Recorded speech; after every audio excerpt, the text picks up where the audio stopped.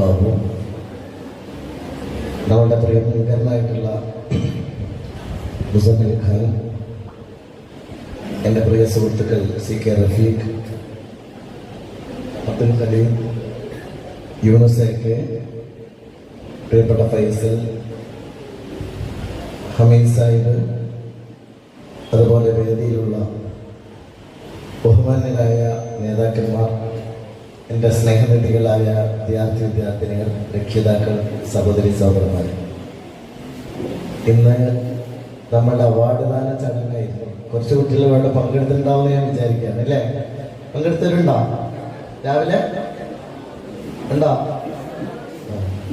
അപ്പൊ ഞാൻ ആ നൃത്തം നിൽക്കുകയായിരുന്നു ഇതുവരെ. എന്ന് പറഞ്ഞാൽ 2000-ലേറെ വിദ്യാർത്ഥികൾക്ക് നേരിട്ട് ഉപഹാരം നൽകിയാണ് ഞാൻ നിങ്ങളുടെ മുന്നിൽ രണ്ടാമത് നിൽക്കുന്നത്. ഈ നിൽക്കാനൊരു കാരണം കാരണം അദ്ദേഹത്തിന് ഡേറ്റ് കൊടുത്തപ്പോൾ ഞാൻ ഓർത്തില്ല ഇന്നാണ് ഈ ഡേറ്റ്. ഇറങ്ങി ഓടിയതാണ്, കാരണം സെൽഫി കഴിഞ്ഞിട്ടില്ല.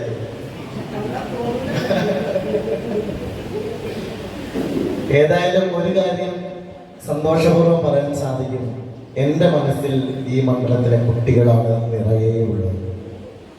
അവരുടെ ഭാവിയാണ് എൻ്റെ ഏറ്റവും പ്രധാനപ്പെട്ട അജണ്ടയായിട്ടുമുള്ളത്. ഞാനിത് പറയുമ്പോൾ ഒട്ടും അതിശയോക്തിയോടെ നിങ്ങൾ കാണരുത്. കാരണം ഞാനിതൊരു പ്രസംഗത്തിന് വേണ്ടി പറയുന്നതല്ല. കാരണം നമുക്ക് ഈ നാട്ടിൽ നിന്ന് വിളയിച്ചെടുക്കാൻ കഴിയുന്ന ഏറ്റവും നല്ല വിളവെന്താണ് എന്ന് ചോദിച്ചാൽ അത് എഡ്യൂക്കേഷനിലൂടെ നമ്മുടെ കുട്ടികളെ മുന്നോട്ട് കൊണ്ടുപോവുക എന്നത് തന്നെയാണ്. ഞാൻ എൻ്റെ പ്രിയപ്പെട്ട കുട്ടികളോട് പറയാണ്, എത്ര ഉയർന്ന പോസ്റ്റുകളാണ് നിങ്ങൾ കാത്തിരിക്കുന്നതെന്ന് നിങ്ങൾക്കറിയുമോ? എല്ലാവരും മെഡിസിന് പുറകെ പോകരുത് എന്നാണ് എൻ്റെ അഭ്യർത്ഥന. എല്ലാവരും നീറ്റ് എഴുതാൻ പോകണ്ട. നിങ്ങൾ വിചാരിക്കുന്ന നീറ്റിനേക്കാളും എത്രയോ 10 മടങ്ങ് ഉയരെയുള്ള പോസ്റ്റുകൾ നമ്മുടെ കൈവെള്ളയിലേക്ക് കൊണ്ടുവരാൻ സാധിക്കും. ഞാൻ വേങ്ങൂരത്തെ എൻ്റെ പ്രിയപ്പെട്ട പാർട്ടി പ്രവർത്തകരോടും നേതാക്കളോടും ഇവിടുത്തെ സാമൂഹ്യ പ്രവർത്തകരോടും ഒരൊറ്റ റിക്വസ്റ്റാണ് വെക്കുന്നത്. നമ്മളൊരു അജണ്ട നിശ്ചയിക്കും. ഇവിടെ വളരെ പ്രധാനപ്പെട്ട എല്ലാവരും ഇവിടെ കാരണവന്മാരൊക്കെ ഇരിക്കുന്നു. എല്ലാവരോടും എനിക്ക് നമ്മുടെ നാണി മാസ്റ്റർ കൾച്ചറൽ സെന്ററിന്റെ പ്രോഗ്രാമാണ്. നാണി മാഷ് എന്ന് പറഞ്ഞാൽ എനിക്ക് നല്ലോണം അറിയാം. മുസമ്മിൽഖാന്റെ ഉപ്പ ഒരു കാലത്ത് ഈ നാടിനെ ഏറ്റവും നല്ല മാറ്റങ്ങളിലേക്ക് കൊണ്ടുപോയ മഹാനാണ്. അദ്ദേഹത്തിന് അല്ലാഹു മഗ്ഫിറത്ത് കൊടുക്കട്ടെ. ഞാനിത് പറയുമ്പോൾ ഇങ്ങനെ ഒരുപാട് മനുഷ്യരുണ്ടാക്കിയതാണ് നമ്മുടെ നാട്ടിലെ മാറ്റങ്ങൾ എന്ന് പറയുന്നത്. ഞാൻ ഇവിടെ ഇരിക്കുന്ന മക്കളോട് പറയണം, എൻ്റെ പ്രിയപ്പെട്ട മക്കളോട്, ഇവിടെ ഇരിക്കുന്ന കാരണവന്മാരോടും നമ്മുടെ ഈ കൾച്ചറൽ സെന്ററിന്റെ ഭാരവാഹികളോടും പറയാണ്, അടുത്ത 5 വർഷത്തിനിടയിൽ നിങ്ങളൊരു ടാർഗറ്റ് വെക്കണം. ഞാൻ അങ്ങനെ ഒരു ടാർഗറ്റ് വെച്ച ആളാണ്. നമ്മുടെ IAS അക്കാഡമിയിൽ നിന്ന് 5 വർഷം കൊണ്ട് 109 കുട്ടികളാണ് പച്ച മഷി കൊണ്ട് ഒപ്പിടുന്ന ഗസറ്റഡ് ഓഫീസർമാരുണ്ടാക്കുക. ഇത് എനിക്ക് സാധിച്ചിട്ടുണ്ടെങ്കിൽ നമ്മൾ ഗസറ്റഡ് റാങ്ക് മാത്രമാക്കണ്ട, വേഗം ഒരു അടുത്ത 5 വർഷം കൊണ്ട് ഏറ്റവും ചുരുങ്ങിയത് 10 കുട്ടികളെങ്കിലും ഗവൺമെന്റ് സർവീസ് ചേർക്കാൻ ഈ കൾച്ചറൽ സെന്റർ ഏറ്റെടുക്കണമെന്ന അഭ്യർത്ഥനയാണ് എനിക്ക് നിങ്ങളോട് തരാനുള്ളത്. 10 കുടുംബങ്ങളെ നമുക്ക് മാറ്റാൻ സാധിക്കും. ഇപ്പൊ പലപ്പോഴും നമ്മൾ കാണുന്ന ഒരു കാഴ്ചയുണ്ട്, നമ്മളുടെ കുട്ടികൾക്ക് അറിയാത്ത നിരവധി മേഖലയുണ്ട്. അതെല്ലാം നമുക്ക് എക്സ്പോസ് ചെയ്യാം. ഞാൻ പിന്നെ മക്കളോട് പറയണം, നിങ്ങൾക്കറിയോ, ഇപ്പോ എന്റെ കൂടെ വർക്ക് ചെയ്ത ഒരു ഹുദവിയായിട്ടുള്ള കുട്ടി, അഫ്സൽ എന്നാണ് അവന്റെ പേര്. അവൻ ദാറുൽ ഹുദയിൽ പഠിച്ചു. അത് കഴിഞ്ഞ് PG IIT ഡൽഹിയിൽ വെച്ച് സോഷ്യൽ സയൻസിൽ PG എടുത്തു. ഇപ്പൊ അവൻ ഹാർവാർഡ് യൂണിവേഴ്സിറ്റിയിലേക്ക് 2 കോടി രൂപയോളം വരുന്ന ഒരു സ്കോളർഷിപ്പോടെ പഠിക്കാനുള്ള അവസരത്തിന് വേണ്ടി കാത്തിരിക്കും. നിങ്ങൾ നോക്കൂ കുട്ടികളെ, നിങ്ങളെ കാത്തിരിക്കുന്നത് ലോകോത്തര യൂണിവേഴ്സിറ്റികൾ കണ്ണഞ്ചിപ്പിക്കുന്ന സ്കോളർഷിപ്പോടെ നിങ്ങൾ കൊണ്ടുപോകാതിരിക്കുകയാണ്. അപ്പൊ നിങ്ങൾ നീറ്റിന് പോയി അടയിരിക്കണോ?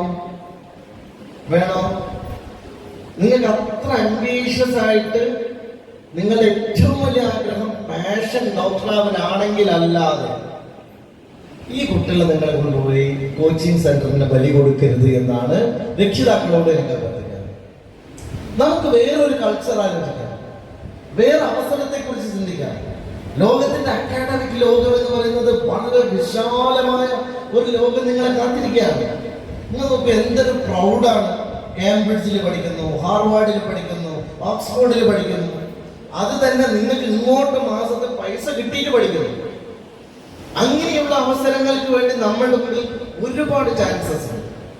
പിന്നെ ഗവൺമെന്റ് സെക്ടറിലേക്ക് നമുക്ക് ഒരുപാട് അവസരങ്ങൾ നമ്മളെ കാത്തിരിക്കേണ്ടത്. അതെല്ലാം ക്യാപ്ചർ ചെയ്യാനായിരിക്കണം നിങ്ങൾ പരിശ്രമിക്കുന്നത്. ഈ കാലത്തെ കുട്ടികളെ സംബന്ധിച്ചിടത്തോളം അവർക്കൊരു ലക്ഷ്യവും അതിനു വേണ്ടിയുള്ള പ്രവർത്തനത്തിനുള്ള കാര്യക്ഷമതയുണ്ട്. മക്കളെല്ലാവരും നന്നായി അധ്വാനിക്കുന്നുണ്ട്. അങ്ങനെ തന്നെയാണ് അവർക്ക് നല്ല മാർക്ക് കിട്ടിയത്.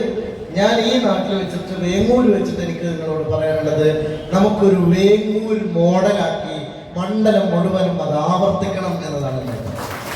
അതിന് പറ്റിയൊരു മണ്ണും നാടും ഇതാണ്. നാണി മാസ്റ്റർ കിളച്ചു മറിച്ച ഒരു മണ്ണ് ഇവിടെയുണ്ട്. നമ്മൾ നല്ല വിത്തി കുട്ടികൾക്ക് ഇട്ട് കൊടുത്താൽ മാത്രം. ഞാൻ മക്കളോട് പറയാണ്, നിങ്ങൾ റെഡിയല്ലേ കുട്ടികളെ? റെഡിയല്ലേ? നിങ്ങൾ അംബിഷ്യസ് അല്ലേ? നമുക്ക് മുന്നോട്ട് പോകണ്ടേ? വേണ്ടേ? വേണ്ടേ? അത്ഭുതം ഉണ്ടാക്കണ്ടേ നമുക്ക്? ഞാൻ നിങ്ങളോട് വേറൊരു കാര്യം കൂടെ പറയാം. എന്റെ ടീം ഏതാണെന്ന് ചോദിച്ചില്ല നിങ്ങൾ പറഞ്ഞാൽ ഞാൻ ഏത് ടീം ആയിരിക്കും? പൊളി മോനെ പൊളി, അർജന്റീന അല്ലേ? എന്റെ മനസ്സിലായി ഞാൻ അർജന്റീന ആണെന്ന്. അവിടെ കുടിഞ്ഞല്ലോ. ഇനി അവിടെ പറഞ്ഞൊന്നും ഇവിടെ പറയാറില്ല അല്ലേ? മെസ്സിനെ പറ്റി ഞാൻ മിണ്ടുന്നേ ഇല്ല. പക്ഷെ എപ്പോഴും എന്റെ മനസ്സിലൊരു മെസ്സി ഉണ്ട്. ഞാനത് വീണ്ടും ഒരിക്കൽ കൂടി ആവർത്തിക്കാം. അവിടെ വന്നവരും കേട്ടതായിരിക്കും അല്ലേ? ഞാൻ നല്ലൊന്നും റിപ്പീറ്റ് ചെയ്യാം. 2014 ലോകകപ്പ് കാണുമ്പോ നമ്മുടെ കണ്ണ് നിറഞ്ഞ കണ്ട ഒരു മെസ്സി ഉണ്ട്. ഓർമ്മയുണ്ടോ? ജർമ്മനിയോട് തോറ്റിട്ട് മെസ്സി അവസാനം ആ ലോകകപ്പിലേക്ക് കൊതിയോടെ നോക്കി നിൽക്കുന്നു. ആ മെസ്സി എല്ലാവരുടെയും മനസ്സിലൊരു നോവാണ്, വേദനയാണ്. ഞാൻ മെസ്സിന്റെ ആരാധകനായിട്ട് മാറിയത് അതുകൊണ്ടാണ്.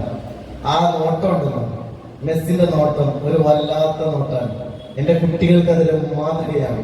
ഞാൻ പറയട്ടെ, തോറ്റമ്പിയ ഒരാൾ പിന്നീട് 2022 അതേ ലോകകപ്പ് ഉയർത്തിയിട്ടുണ്ടെങ്കിൽ വേങ്ങൂരിലെ കുട്ടികളോട് ഞാൻ പറയാണ്, നിങ്ങൾക്ക് ഉയർത്താൻ പറ്റാത്ത ഒരു കപ്പും ഭൂമിയിലില്ല എന്നതാണ് നിങ്ങൾ മനസ്സിലാക്കുക.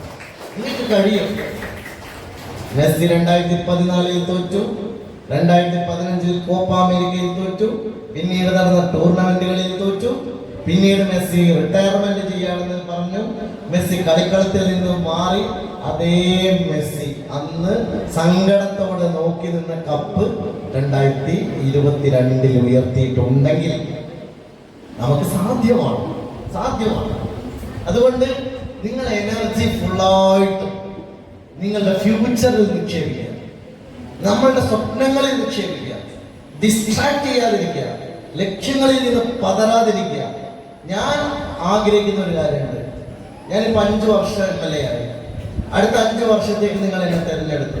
ഞാൻ നേരത്തെ പറഞ്ഞ പോലെ ഈ അടുത്ത 5 വർഷത്തെ എൻ്റെ ഏറ്റവും വലിയ ഇൻവെസ്റ്റ്മെന്റ് വീണ്ടും നിങ്ങളുടെ മക്കളിൽ തന്നെയായിരിക്കും. ആ മക്കളിൽ നിന്ന് വിളവെടുത്തിട്ടേ ഞാൻ ഈ മണ്ണിൽ നിന്ന് തിരിച്ചു പോകും. ഞാൻ വേഗം പോകണ്ടല്ലോ. അമേരിക്ക പോകണ്ടല്ലോ. ഞാൻ നിങ്ങളോട് പറയുന്നത്, നമുക്ക് മാറ്റം ഉണ്ടാക്കേണ്ടത്. നമുക്ക് റോഡ് വേണം, പാലം വേണം. ഞാൻ എപ്പോഴും പറയായിരുന്നു. ആ പറയുമ്പോഴൊക്കെ എനിക്ക് ട്രോളായിരുന്നു. പക്ഷേ UDF അധികാരത്തിൽ വന്നതുകൊണ്ട് ആ ട്രോളും അവസാനിക്കും. നമ്മളുടെ ഏറ്റവും വലിയ സ്വപ്നം പെരുന്തൽമണ്ണക്കാരന് ഓരോടം പാലം മാനത്തുമംഗലം ബൈപ്പാസ് ആണ്. അതും ഈ ബജറ്റിൽ കണ്ണു തുറക്കാൻ പോകുന്നു എന്ന കാര്യം കൂടി സാന്ദർഭികമായി ഞാൻ അതൊക്കെ ഞങ്ങൾ ചെയ്യും. പക്ഷേ നമ്മളുടെ അന്തിമമായ ലക്ഷ്യം നിങ്ങളാണ്, ദയിരിക്കുന്ന മക്കളാണ്. അവരാണ് നമ്മളുടെ ഏറ്റവും വലിയ സ്വപ്നം. അവരിൽ നിന്നുണ്ടാകുന്ന റിസൾട്ടാണ്. ഓരോ രക്ഷിതാക്കളും എന്തൊരു പ്രതീക്ഷയിലാണ് മക്കളെ കാത്തിരിക്കുന്നത്. ആ മക്കളിലൂടെ നമുക്ക് അത്ഭുതം ഉണ്ടാക്കണം. അങ്ങനെ ഈ നാട് സിഗ്നേച്ചറുകൾ ഉണ്ടാക്കുന്നത്. ഈ ഇരിക്കുന്ന കുട്ടികൾ ഒരു 10-15 കൊല്ലം കഴിഞ്ഞിട്ട് നമ്മളെ നാടിന്റെ അഭിമാനമായി തീരുമ്പോൾ അതിലല്ലേ കൗതുകമുള്ളത്? അതിലല്ലേ സന്തോഷമുള്ളത്, അല്ലേ? അതിലല്ലേ റിസൾട്ട് ഉള്ളത്. ആ റിസൾട്ട് നമുക്ക് ഉണ്ടാക്കണം. ചോദിച്ച 2 ചോദ്യത്തിനും ഉത്തരം ഞാൻ പറഞ്ഞു എന്നാണ് ഞാൻ പ്രതീക്ഷിക്കുന്നത്.